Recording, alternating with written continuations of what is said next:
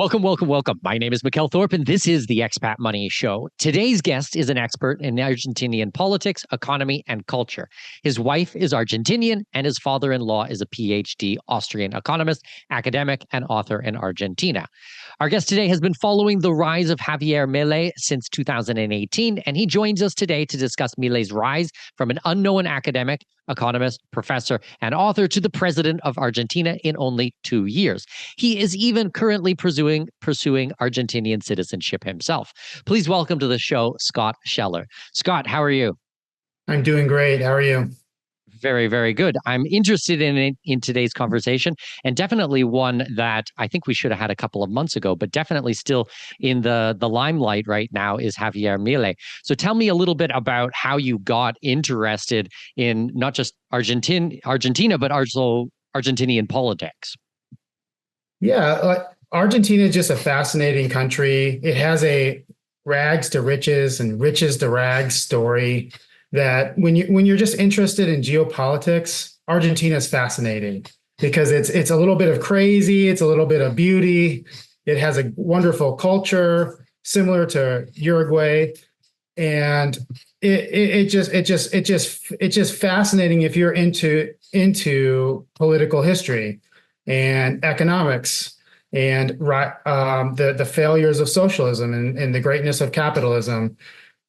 So I was into that prior to meeting my wife in 2015. And when I met my wife in 2015, she told me her father was an Austrian economist that was one of the few free market people in Argentina at the time. And she was raised that way. And I was like, wow, I'm pretty much sold. I love this country.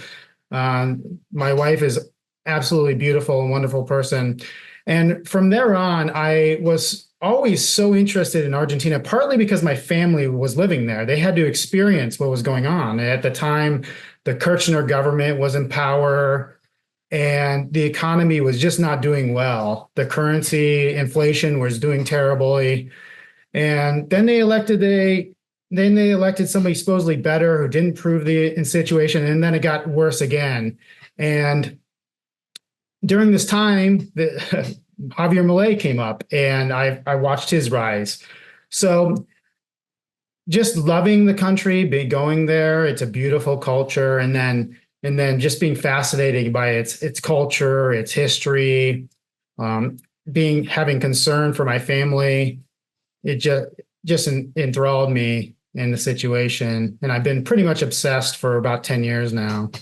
Amazing. Now, did you actually meet your wife while you were traveling through Argentina, or you met her while you were in the US? No, she was doing an au pair program in Illinois, which I'm sure you know, it's like a nanny thing.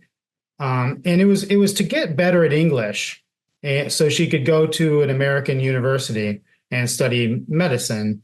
So she's a very ambitious person. And this is one of her ways to get into the United States and learn the language, get the culture, and even start taking classes in the US. And I met her in this process. And we had a lot of immigration issues, but we were able to resolve them with marriage. But it was the best thing I ever did. Yeah, so it's not easy to immigrate or come to the United States, but that's one of the ways you can do it. Well, it's kind of funny. It's not easy to migrate to the United States legally. Legally right. Is the correct word here, because right now there's a whole host of new problems that are going on in the United States with illegal immigration. But I definitely understand, because I work in immigration for a living, and to try to do things the correct way and make sure that you're following exactly how it's supposed to be done can be an immense amount of work. So good for her and for you for making sure that it was done properly and working through the whole process. So let's talk a little bit about, your personal experience going down to Argentina and seeing these types of things, because I'm sure when you first went down to Argentina, it was, Argentina is often described as like a bit of a basket case in the economic sense. Did you see these types of things when you first started going there, or was this just something that people are told online? Yeah, Argentina is a mixture of beautiful architecture. You can see wealth there, and poverty. You can see people pushing around carts with cardboard to try to make a few cents per dollar per pound. And so there's a huge mixture of wealth and poverty there. The poverty is obviously unlike most places you've ever gone to, where there are absolutely in a prime real estate in Buenos Aires, they built a shanty town within a few weeks because they didn't have a place to live. And you can see this place, and they've had bad rains there, and where the houses topple and people die. And you see apartment buildings that have not been maintained, and it looks like decades, and you still see people living there. So you see, and then on the flip side, there's just this gorgeous architecture that you can see why people considered Argentina the richest country in the world, because most of it's over 100 years old. And it's just this weird dichotomy. It's kind of fun. You find old cars there, and then you find Jaguars.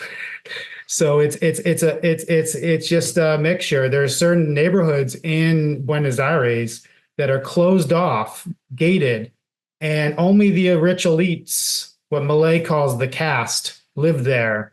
And my sister-in-law went to one of these, and a lot of the kids don't even go out of that area with it has fancy shopping, and they drive around in golf carts. They don't see the poverty on the outside. So it is the elite in Argentina are insulated, but you see the dollar goes very far there, which is good for people that have dollars, but it makes it difficult for people that have pesos. When I was there, and Milei actually changed this, is the exchange rate is as people that follow this, the exchange rate is the government lies about the exchange rate through the banks.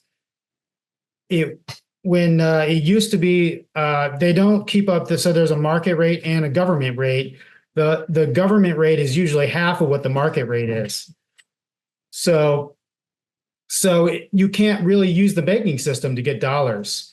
And it creates a huge supply and demand imbalance in the country, and totally ruins the banking system. So that's a huge problem when you're going there, is how do you, if they're not accepting dollars, how do you get pesos? And unless you want to get totally ripped off, you have to go through the black market. Well, that's exactly what we did when I went there with my wife, I want to say 1 or 2 years ago. It was quite funny because we had a contact there. So we told them, okay, we need to get some local currency. And they said, how much do you want? I said, I don't know, 300 US or something like that. So we had 3 brand new US dollar 100 bills. And we met this woman at the back of a handbag store in the back row. And it kind of felt like I was doing some shady drug deal or something like this. And I handed her 3 bills, and in exchange, she handed me like a paper bag filled with like these gangster rolls in it. And I was like, oh my God, this is hilarious.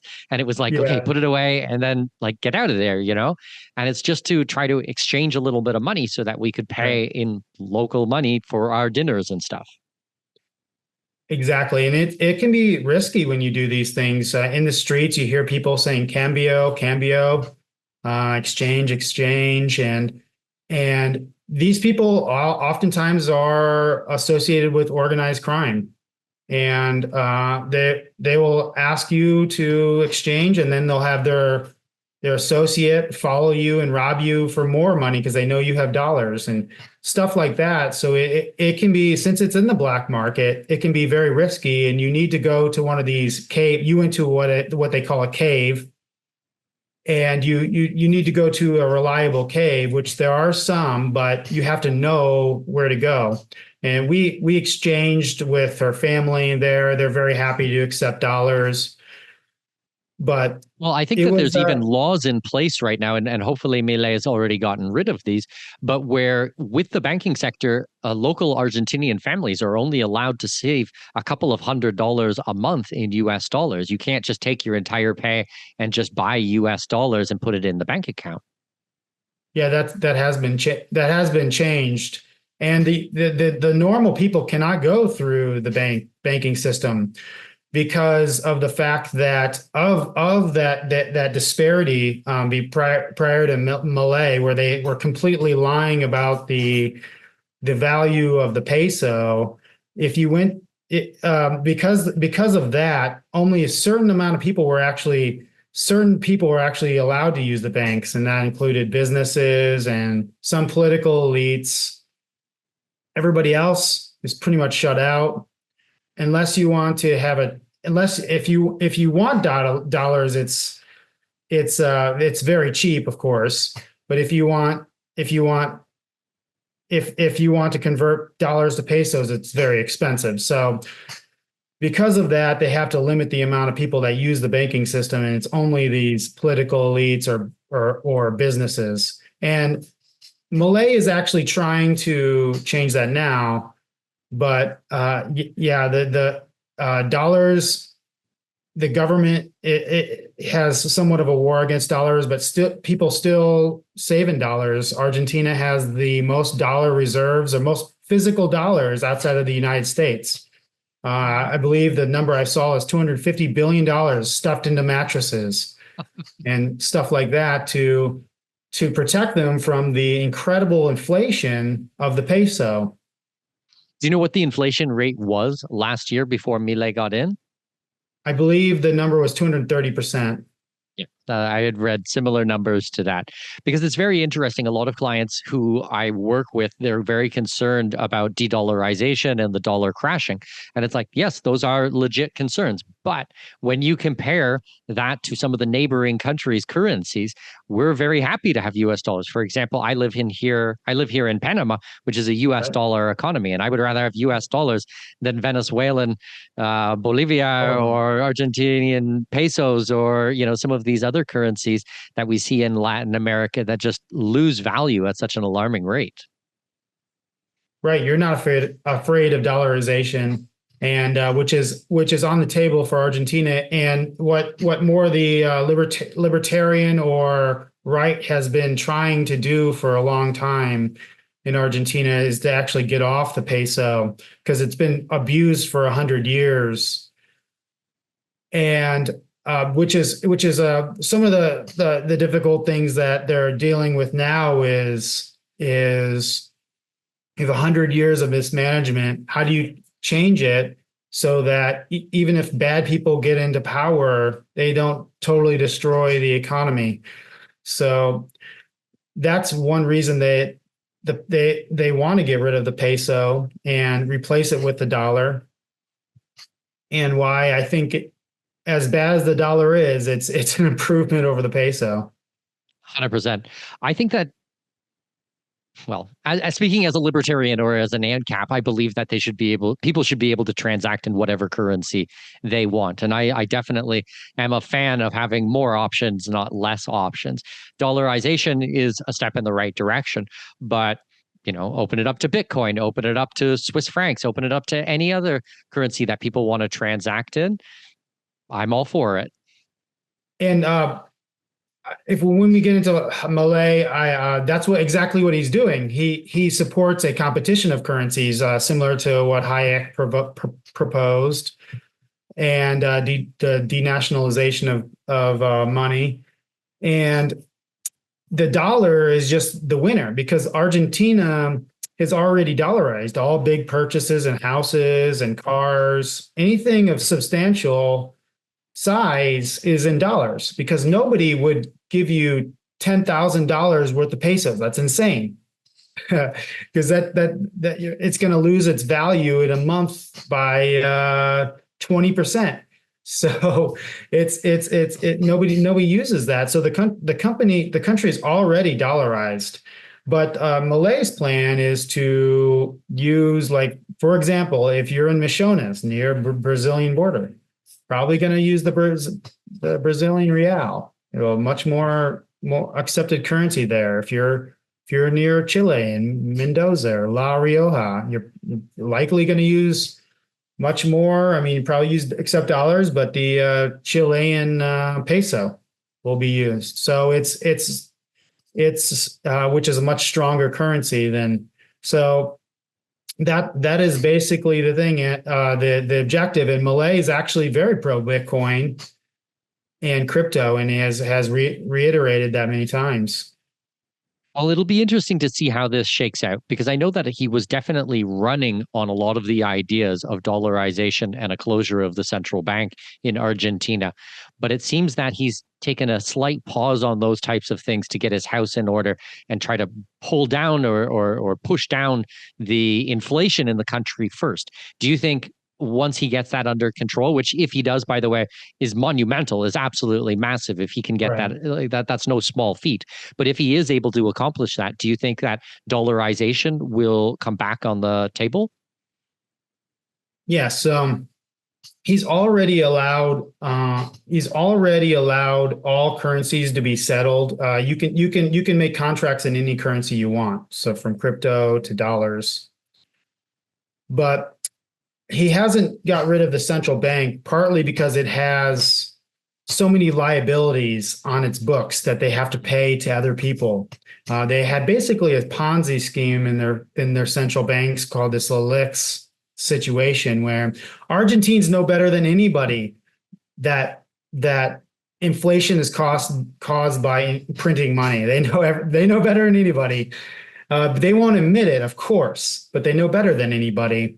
And they created like a Ponzi scheme where they kept a lot of that money that they printed in the central bank and then would give out interest. And this was peso denominated security or debt.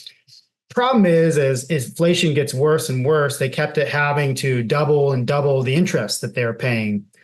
And it was getting to the point that this interest, why it was a Ponzi scheme, was doubling it was like every month was doubling doubling the monetary supply.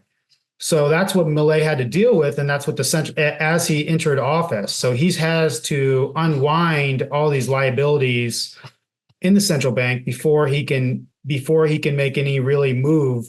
Because let's say that he goes, okay, we're going to open all the banking system, even though we don't have any dollars. Argentina had negative $12 billion negative 12 billion in foreign reserves, meaning they owed 12 billion more than they actually had when Milei took office. So we're going to dollarize. We're going to open our banks up so people can use the banking system to get dollars and pay in dollars. Well, but the inflation's still high. Well, what's going to happen is there's going to be a run on the bank, and inflation is just there's going to be there's going to be hyperinflation. So he couldn't really dollarize or move or abolish the central bank right away or totally unrig the system right away. He had to get his house in order. He had to increase his foreign reserves.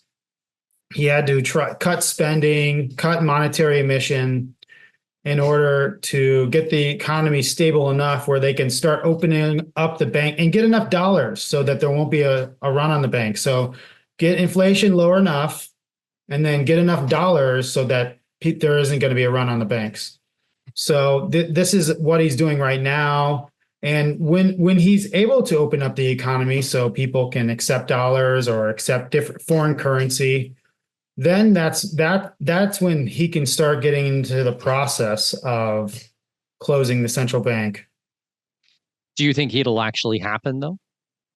I think he really would like to. Yes, he actually had a plan to do it right away, but that plan would have gotten him impeached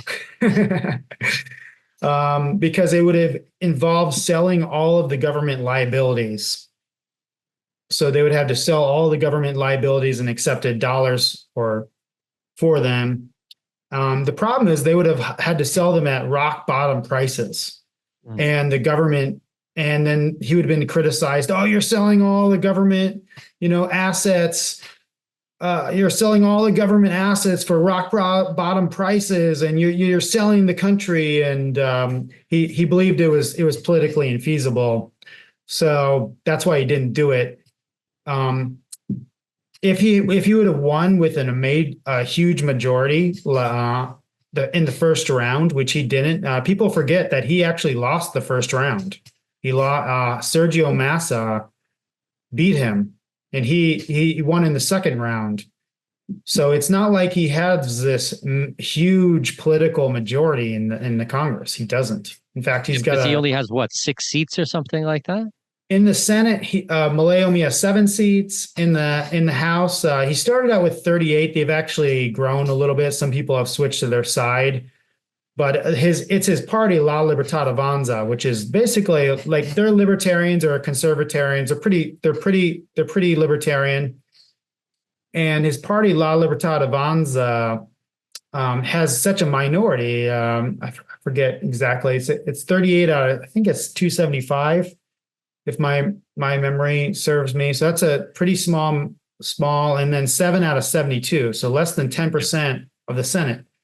So it's not like he had a lot of authority just to pass every law that he wanted. Well, a couple of the things that he was able to do was start cutting spending immediately. Like, Right. his famous quotes of him with a chainsaw to everything. I mean, he's literally gone in there and cut spending. Let's talk a little bit about that. Right. And he cut spending with no legislation. It was only like last week, 6 months into his presidency, or 2 weeks ago, that he actually passed any legislation. So how was he able to cut spending? And some of the reasons he was able to cut spending is he seems to have Argentina presidents have a little bit more control over the executive branch in some regards. So that famous clip of him going afuera, afuera, afuera. I didn't know when he got elected that he would actually be. I thought he had to go through the legislative process and to do this, but no. It was within hours of him being president. He cut the ministries in half. So I think there are 18 ministries, and he cut them to 9. And then Do you have a couple of examples of which ones he got rid of? Because I think it's very interesting. He got rid of the Ministry of Women, Gender, and Diversity, which he got rid of that one totally. Some of the other ones he kind of combined with other ones. He downsized them and combined them, but he got rid of that one totally. And that one, I mean, if you watch what that one did over the Kirchner government, holy moly, like what a waste of money, cringe-worthy stuff.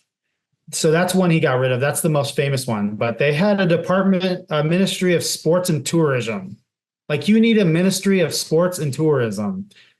They had a Ministry of Culture.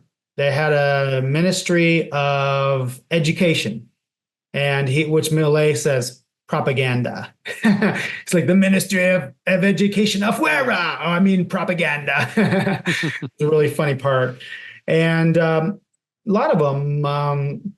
Ministry of Culture. So Ministry of Health, he got rid of. He kept some of the functions, and he put them in the Ministry of Human Capital, which is a ministry to try to help people become more productive in Argentina, essentially, through the private sector. So he was able to get rid of a lot of these. The Ministry of Infrastructure. Afuera, no infrastructure from the federal level. His goal is to actually have the provinces do all the infrastructure. So like you handle your own stuff. So and so that he got and he was able to lower the amount of political appointments. So he's just like, I'm just not going to hire new people to fill these spots.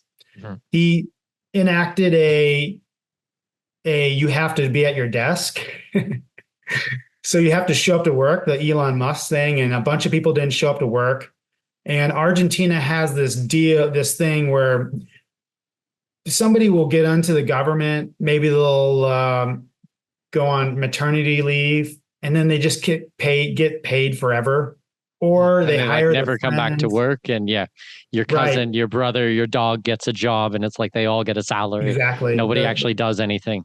It's so bloated, the whole organization. Right. Absolutely.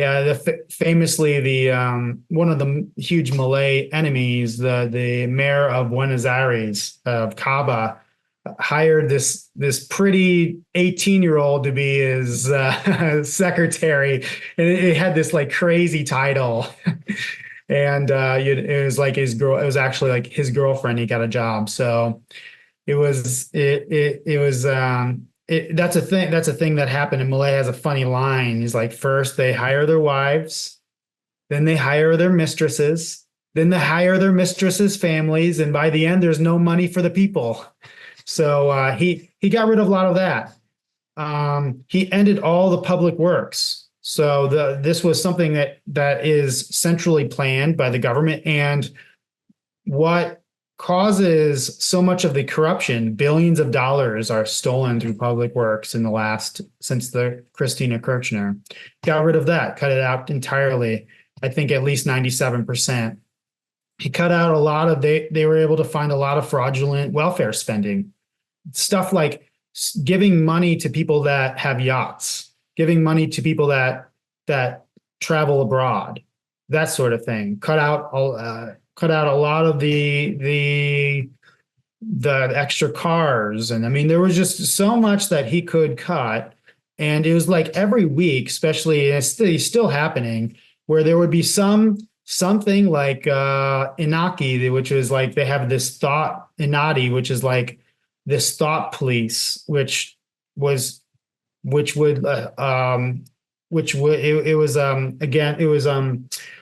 Institute Against Homophobia, Xenophobia, Sexism. I can't remember all the acronyms, but that's exactly what it was. He got rid of that. And it keeps going. My favorite thing that Milei did was this.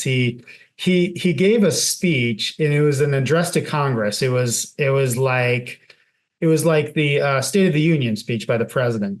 Sure. And Milei did this in grand fashion. I actually think it saved his presidency. But during that speech, he goes, "I'm going to close Telem." And he actually packed the place with his people, and they must have known it. The crowd just erupted. Well, what is Telem? Telem is like their NPR that they've had for 80 years.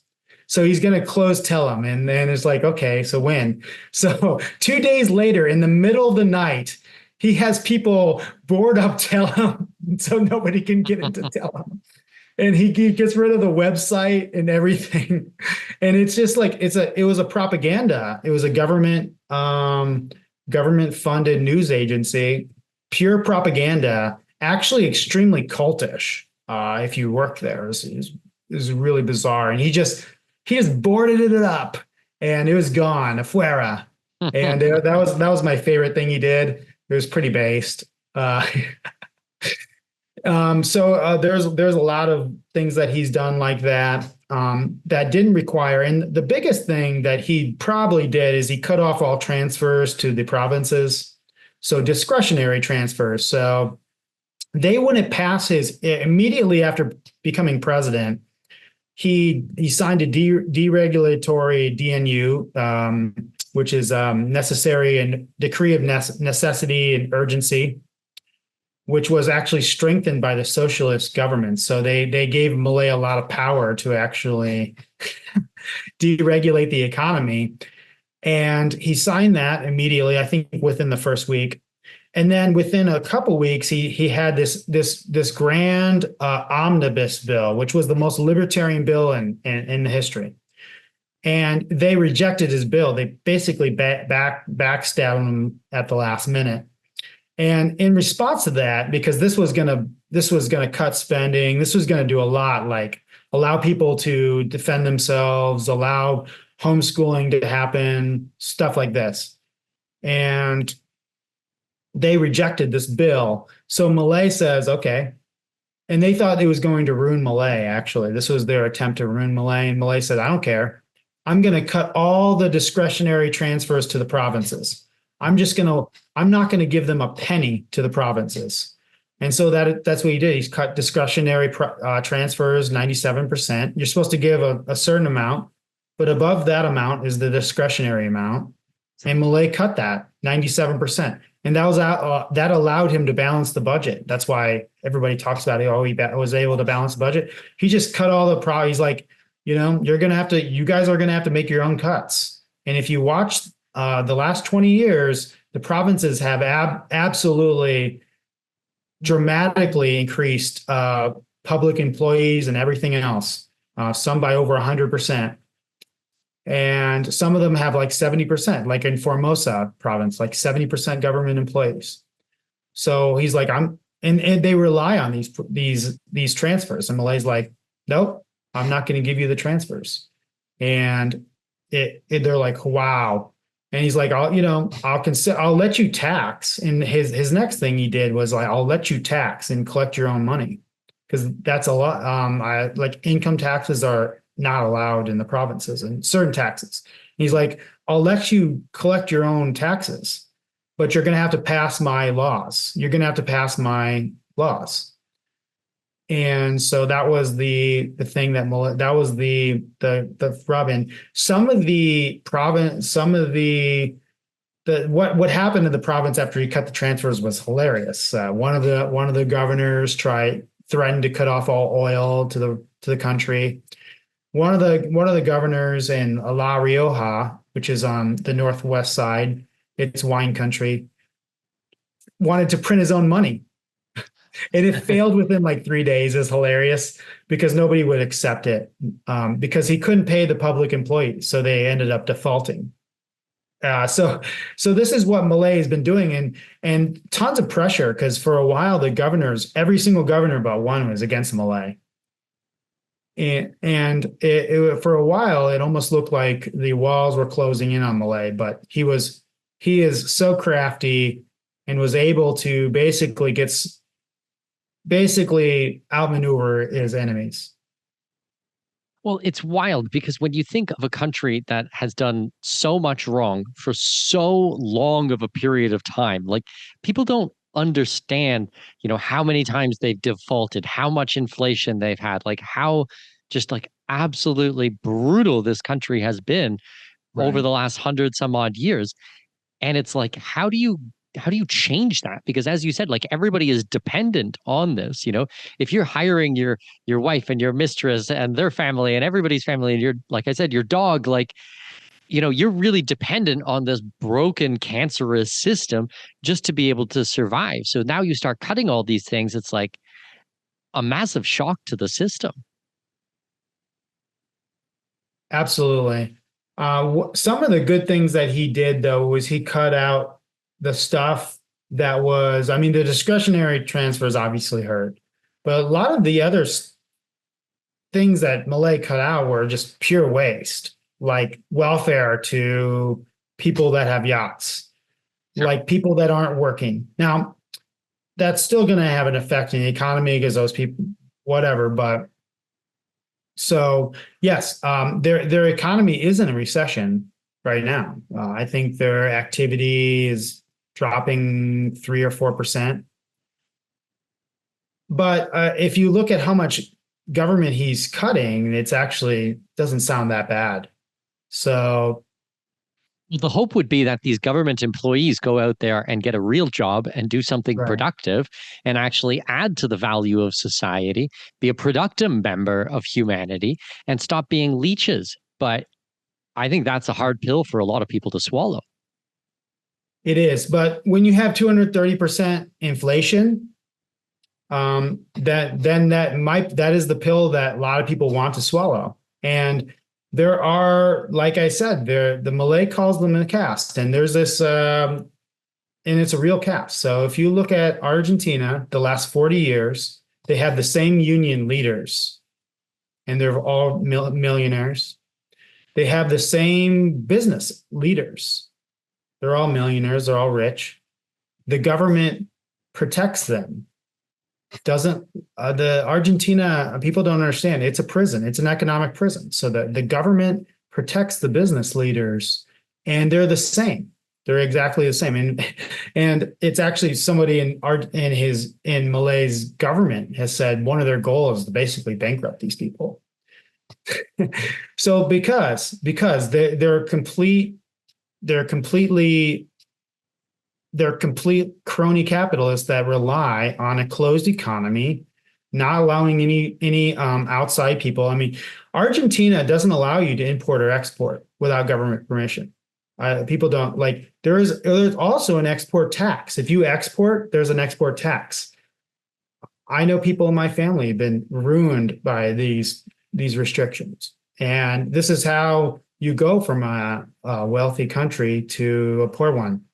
And it was Christina Kirchner that put on the thief that put on these restrictions. So that is Milei's goal, is to open up the economy so people can import and export freely. Do you think he's going to succeed with that? Yeah, so he's making there's some interesting things. I think that if you're following the situation at all, he passed a couple weeks ago. He did pass. It was a lighter version of his omnibus law, but this will help him to get a lot more of what he's done. It will. It's a law that it gives incentives to actually having more investment in Argentina. They're going to privatize quite a few of they have, I think, 41 Soviet-style government businesses that are run by the government. And these are just pure loss leaders. I mean, they lose billions of dollars. And for example, in 2007, I believe it was the Kirchner government. If you don't know, they're the crime family that's ran Argentina for the last 20 years.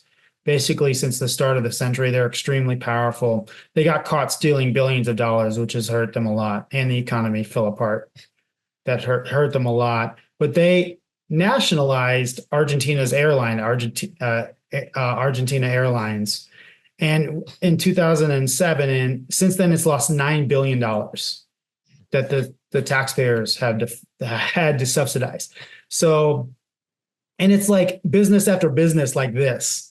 And Milei is like, I'm going to privatize all of this. He wants to do it in a very fair way, right? That he's not just giving it to people, etc. But hopefully they don't have the same type of oligarch situation like they did when the breakup of the USSR or these countries when it was just cronyism and they just took entire industries, just carved them up and gave them off to their friends. Exactly. That's not what he wants to do. In fact, Argentina Airlines he's considering selling it to the employees almost for free and being like, we're just not going to subsidize you. Mm-hmm. So, I mean, that seems like, I mean, politically, that might be a smart thing. I mean, when it's losing $9 billion, it's political like that, you know, and it's funny, the unions are all against this. But it's like, you're going to actually own the business. Like, why would you be against this? Because they can't, they have so many employees per airplane. It's the largest one in the entire world to actually have to fire people and stuff like that. So that's part of it. What else? Argentina has a lot of plants, and this allows him to fire more people in the government. So fire more people, abolish more. So that's what this law does. So, and it also allows them to free up the labor market, because the labor market is awful in Argentina. So given all of this, he wants to start lowering all of the restrictions on like the export taxes. One of the problems with it with Argentina is that's one of the only taxes they make any money, is because the farmers, Argentina is one of the best farming lands in the whole country. It has, if you've been there, the Pampas. I'm from Illinois, central Illinois, and it looks like Illinois. It looks like they have just massive farms, and it could feed over 400 million people. And instead, Argentina actually imports food because of the socialism. That's how bad the situation is. But exporting is one of the only ways they collect taxes. So Milei has to get the government to a small enough size that they can actually cut those taxes. And that's what he already said he was going to do once this was passed. But one of the issues is it has to, all tax cuts or increases has to go through the Congress. So he has to get all of it to the Congress. So that's the next challenge to open up the economy. And he actually already has. There's a lot of ways he's deregulated. He has open skies in Argentina. There's a lot of ways that the economy is already much freer because of his deregulatory DNU that has allowed their economy to be more free. It just takes time. And one of the other things is just the confidence for businesses, the confidence to invest. You need confidence in the future that Milei won't be toppled, that he will be able to get his stuff through. And that's just something that over time, once they see that he's more established, he's not going to get cooed, especially if his party wins in 2025, which it looks like it's going to. I think more people will start investing in Argentina. And yeah, and yes, and he wants to get rid of all of the restrictions, but he has to go through Congress. It's interesting. Like from my point of view, okay, so my main business is helping people move to another country, their money, their wealth. We do all the wealth protection in another country. And I have clients sometimes who come to me and they're like, well, what do you think about Argentina? Like, why aren't you moving people to Argentina? And it's like, I'm kind of in the wait and see type of mode. Like, I love Milei. I think he's rad. Like, he's making amazing changes. But as you said, he's been there for 6 months. Like, I'm a little bit nervous. What happens if they come for him? Like, I mean, really come for him. Like, we're talking assassination. We're talking some really dark things that could happen, even if he succeeds. So it's like, let's just give him a little bit of time to make some changes. Because am I going to take the majority of my private clients are dentists and lawyers and doctors and small business owners and people who are retiring and stuff like that. Am I going to pick them up? Am I going to pick up my dentist from Texas and move him down to Argentina because Milei's been in for 6 months? I think that's a little bit irresponsible of me at this point. So I'm kind of in this wait and see and follow along thing. And I'm here to support and share the word. And I want more libertarian people out there spreading good ideas and deregulation and lower taxes and smaller government, as small as possible. But I want to see it happen first. And then I think I will be moving into this space and helping more clients. And I fully reserve the right to change my opinion at any time. And as things progress in a year from now, 2 years from now, 5 years from now, absolutely, I could see this being a really viable option for a lot of people. But I just kind of am on the sidelines and watching at this point. Oh, I totally agree. And there are people, their stock market and their bonds have just surged since Milei has been elected. Those are doing very well. There are people that are taking that risk, including me, but it is contingent on how successful he's going to be. Now, he got his legislation passed. That's going to help a lot. Because he's going to be able to cut government spending more. And the people are still they really like Milei in Argentina. So he's more popular now than he was when he was elected. So there are some really positive things going on in Argentina that bode well. But if you're going to move there, you got to be very careful. That's why people are waiting and seeing. Let's say he gets clobbered if he gets clobbered in the midterm election somehow, they're going to impeach him. No doubt. Like, for example, if the Kirchners take more seats, and they win, he's going to be impeached. There's no doubt about it. So it doesn't look like that's happening. The polls show that his party is doing extremely well, like beyond expectations, but it's a possibility. So, I mean, they're literally trying to coup him all the time. There are I wouldn't call what do you call the orange revolutions or whatever? Color revolution. There are some of those type of things happening in the country every once in a while some very kind of strange large protests. One was over cutting education spending for the colleges, which wasn't even happening. So Well, I saw a very weird video come out of Argentina recently where there were the protesters and they were going crazy. And then it was put on oh by the police, and there was like legit police brutality. And then it was like all set to like heavy metal, like death metal or something like that. And it was basically celebrating this police brutality. And but then the protesters looked like a bunch of a-holes as well. So right. the whole thing was very bizarre.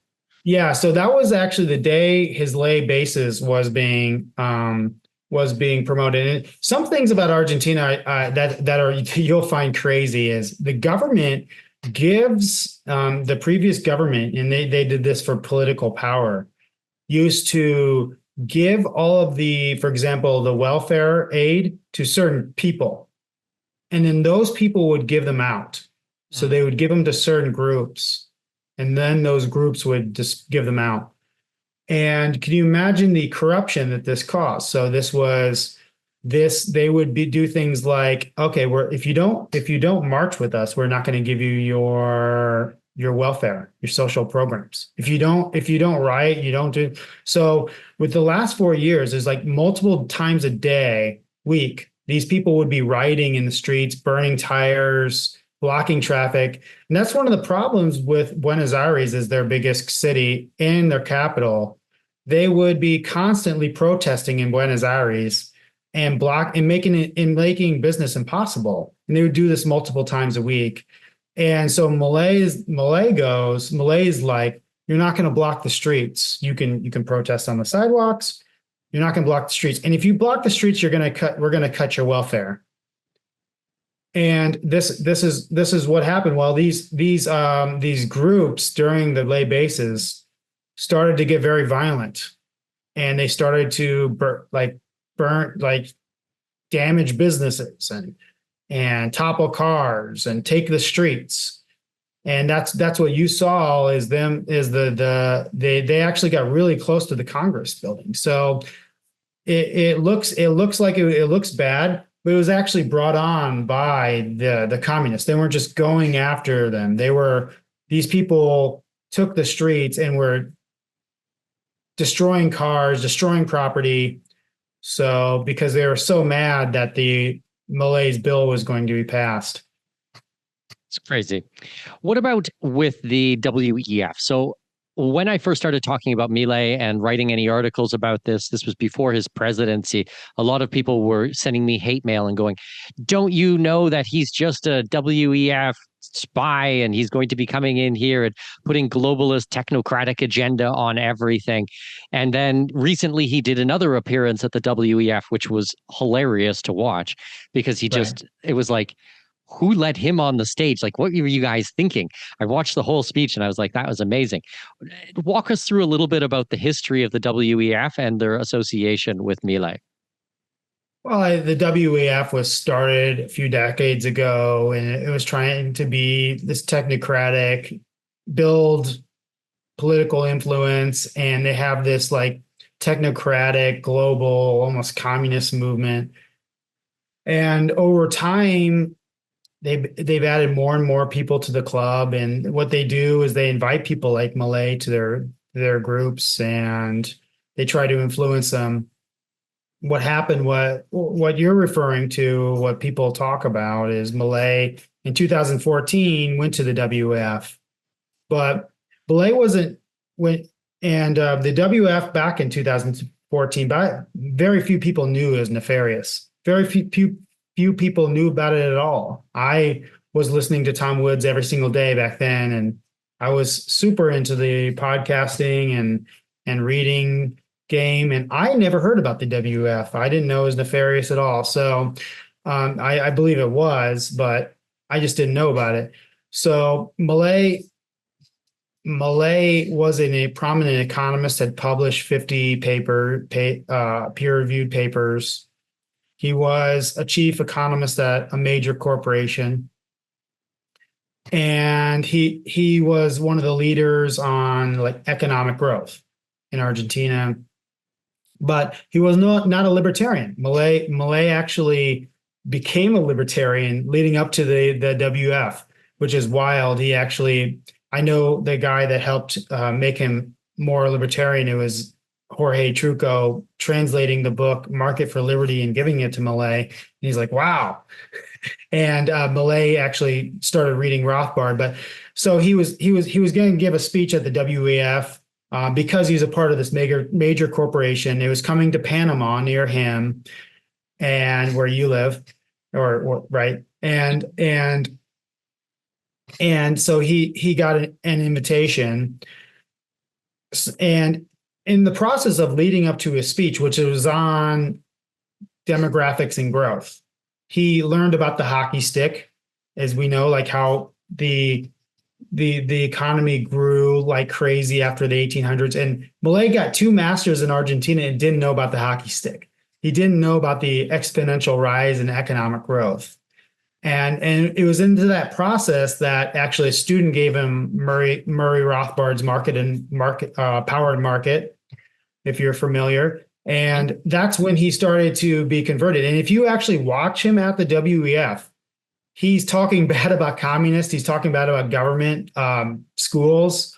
You can tell he's already getting this like anti-state feeling, because he's talking about how the Kirchner government has a Marxist head of the government.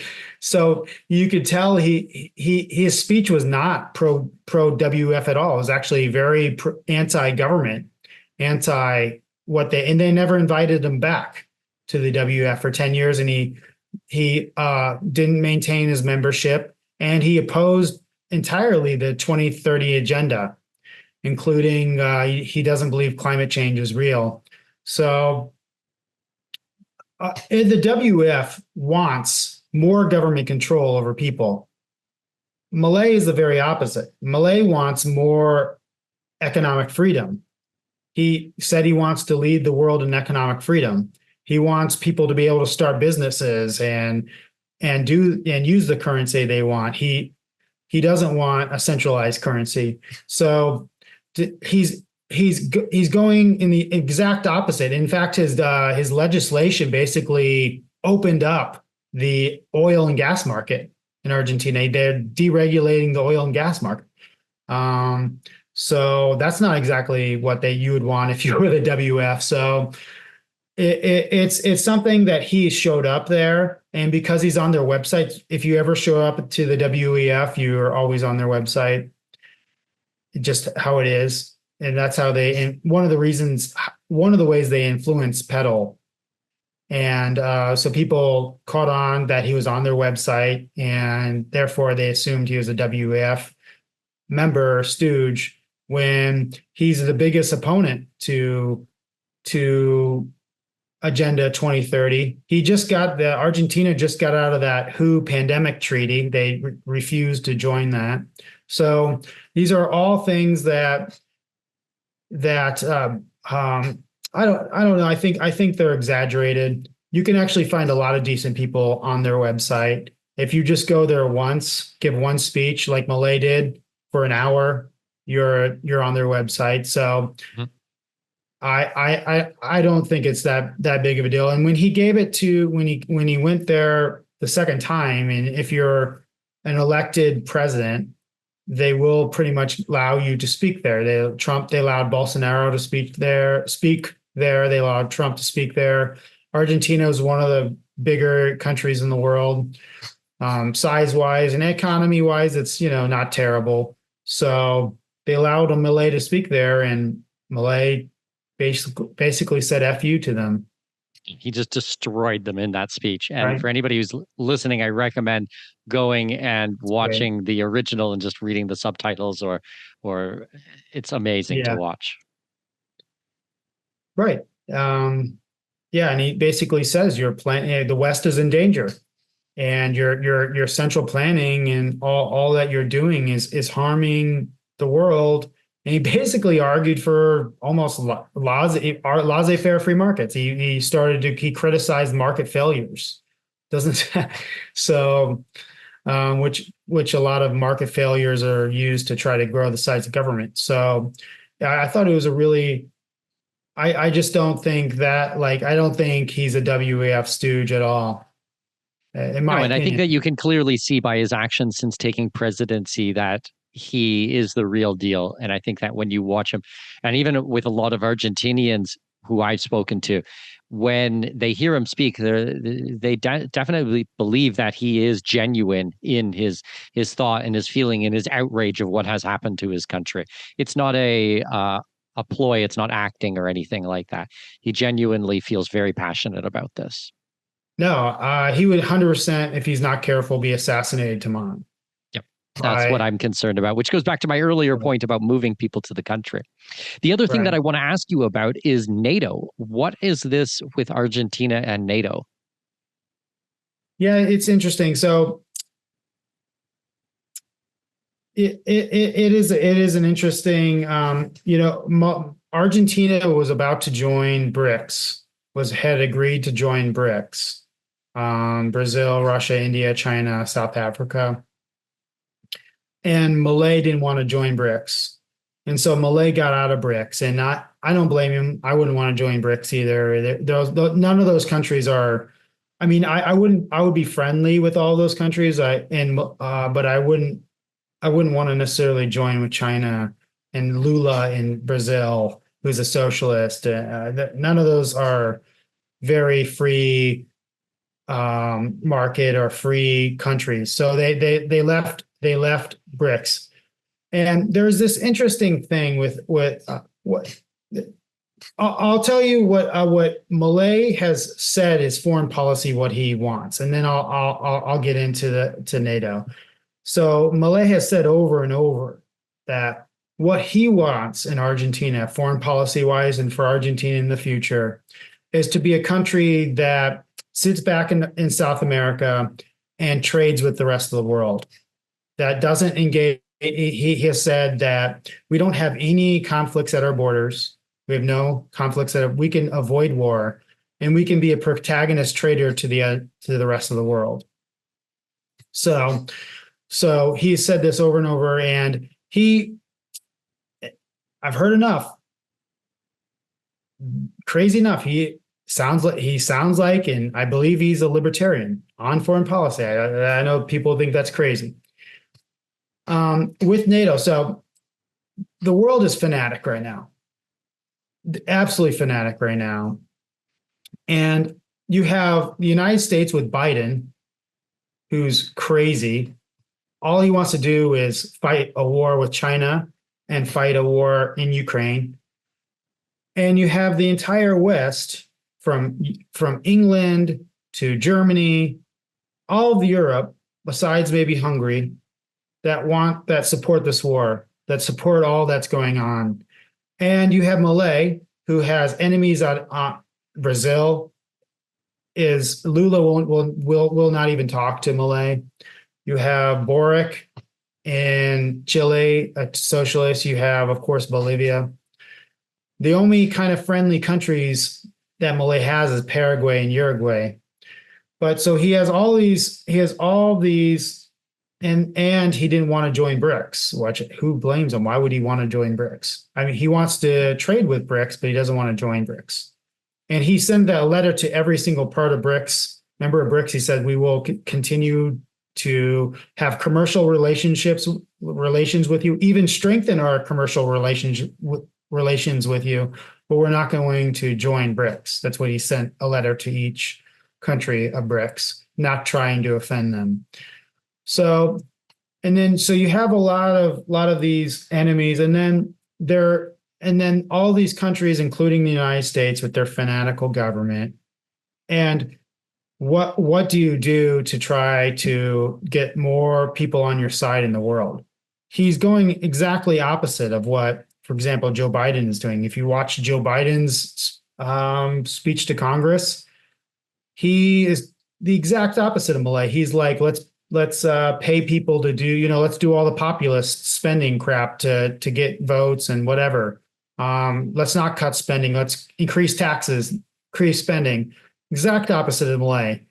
And if you were Milei, would you want the U.S. government not to be your friend?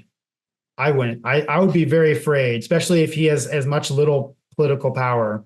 So, um, what do you do? So, I think they're not. So they applied for a NATO partnership. Now, this is not a NATO member. NATO members right now can only be European members, including US and Canada. A NATO partnership includes Colombia, Mongolia, Iraq, Afghanistan, Japan, South Korea. Did I say, yeah? So the partnership has absolutely no commitments whatsoever. You do not have to do anything for NATO whatsoever. But our partnership is basically like we're friends. We're not your enemy. That's basically what they're saying with the partnership. And that's the extent of it. And this all goes into the Malvinas as well. The Chinese were going to build a naval base in southern Argentina, and Milei didn't want to do that. And what was speculated, what they were going to build, the U.S. was going to build one in the Falkland Islands, the Malvinas. So the only real foreign policy that Milei has that I can see joining NATO partners. Well, it takes over 5 years to do it, and people say that actually Argentina is a long shot to even get into it. It took Colombia 5 years, and then Colombia elected a socialist that hates the West. So it's like they're like, it's much less likely that even Argentina will get into the partners because of that reason. And then our Afghanistan is a partner, and look, and Iraq is a partner, and see how those have gone. So, it's actually kind of unlikely that Argentina will even get in it, at least within Milei's presidency. But so how do we say that we're your friends to the West? How do we open up to the West? How do we open up to the world? And that's I think that is a big play on why they're doing it. Just to try to tell the world, we're on your side. Don't coup me. Don't send your CIA agents here to coup me. And I think that's playing into it. And even with the everybody says that Milei is very pro Ukraine or whatever, but he has said that we will not give them weapons or troops to Ukraine. And if you watch his speech to the peace summit, it was basically, it sounded like that. It was a very libertarian, like you would have thought Ron Paul would have given that very libertarian speech. And it sounded like he talked about, Bastiat, if goods enter borders, armies don't. It sounded like he was proposing that they start trying to engage with Russia instead of cutting Russia off from the world. So I think that with NATO, first of all, they applied to a partnership, not obviously can't become a member. The partnership has no commitments, and it won't happen for another, at the very minimum, 5 years. And they'll probably, and if they do allow them, and that means Argentina is doing great. So that means that they're very confident about the future of Argentina. So yes. So that's my answer to the NATO partner, to the Well, NATO it's super situation. interesting because people just see headlines around the world and then they just want to throw the baby out with the bathwater. And every time it's like, let's go a little bit deeper. Let's try to understand the situation and why this is happening, and then make a more informed decision about it before discounting an entire country or a new politician. Because really, like, I run in a lot of the libertarian circles, and Milei, from everybody that I am talking to and through my own research, he's the real deal. I think he really is genuinely the real deal. I guess my last question for you today, Scott, is, are you going to be moving down to Argentina? I know that you're actually making your application for Argentinian citizenship. Do you see your future being in Argentina, or are you on the wait and see? What does that look like? I live in New Hampshire. I love living in New Hampshire. It's but I would like to get more roots in Argentina. invest more in Argentina and definitely spend more time in Argentina, that's for sure, and look for different ways I can invest in Argentina. And I have family down there that that it'll allow me to get closer there. I'm looking more into the Pampas regions, and some of those sort of regions, but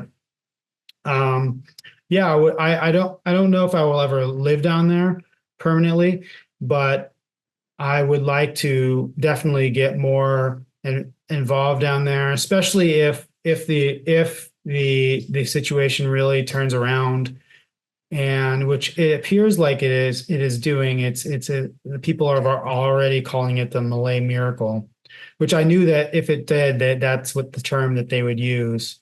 So yes, I have been investing some into Argentina, and I would like to at some point own property and that sort of thing down there. Amazing.